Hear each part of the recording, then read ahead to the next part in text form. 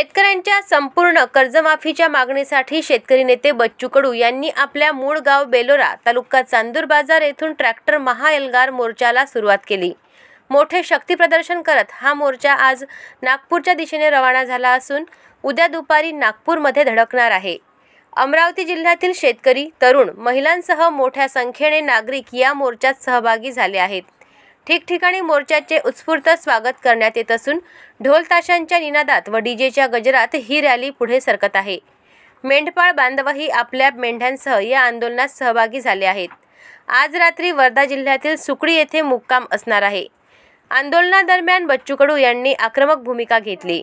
कर्जमाफीशिवाय गावात परतणार नाही, गरज भासल्यास गोळ्याही झेलायला तयार असे तीव्र वक्तव्य त्यांनी केले। नागपूरला निघालो आहे। हजारो ट्रॅक्टर वर्धेत जमा होईल। उद्या सकाळी नागपूरच्या दिशेने निघणार आहोत। सगळेचा निर्धार पक्का आहे, नाहीतरी इथं मरावं लागतं, त्याच्यापेक्षा लढून मरू।